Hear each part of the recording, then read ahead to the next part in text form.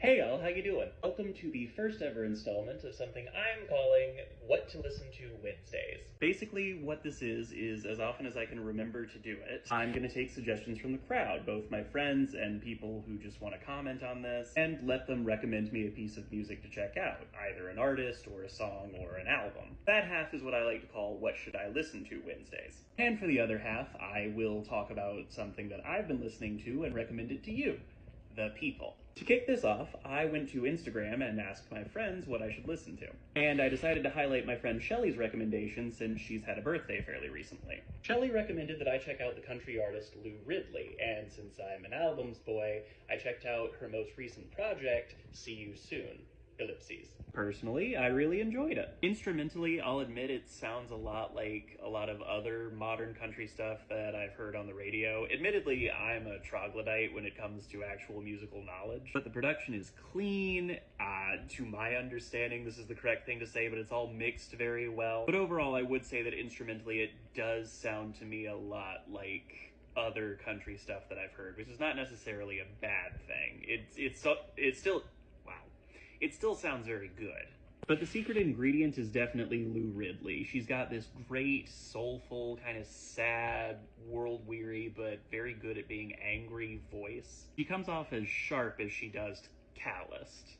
Thematically, lyrically, the album plays a lot with themes that I think we've all seen from other women in country, which again is not a bad thing. Largely dealing with the struggles of women, especially in a genre and an entertainment industry dominated by men. But midway through the project, it takes an interesting turn into discussing religion, particularly for me on Blue Eyed Jesus, a track that deals largely with the way that men have utilized religion to suppress and oppress women, especially here in the South.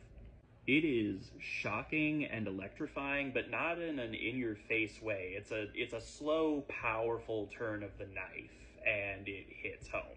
So yeah, that was what was recommended to me this week, and I really enjoyed it. Good job, Shelly.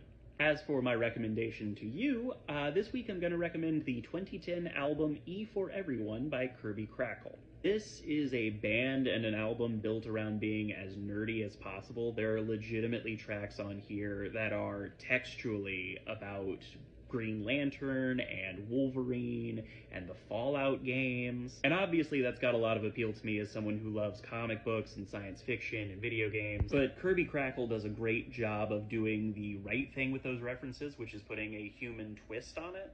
For example, the song Ring Capacity, which is about Green Lantern, is about Green Lantern for sure, but is also about the idea of like running low on your own battery, like being so consumed with everything you have going on that you don't take time to recharge. Or the song Henchman is in a way a sketch about applying to be a henchman, but ultimately of course is about feeling kind of lost in life and working a steady string of menial dead-end jobs. It's very funny, it's very touching, it's my favorite track on the album. Although I will also say that the Wolverine song On and On is probably the best way to gauge whether or not you're gonna like this album. It rocks, it's sad, it's probably the angstiest version of a Wolverine song that I've ever seen, but it works. So yeah, that's your homework for this week. Go check out Kirby Crackle, E for Everyone. And while you're at it, give me my homework for this week. What should I listen to? What artist should I check out? What album? What song?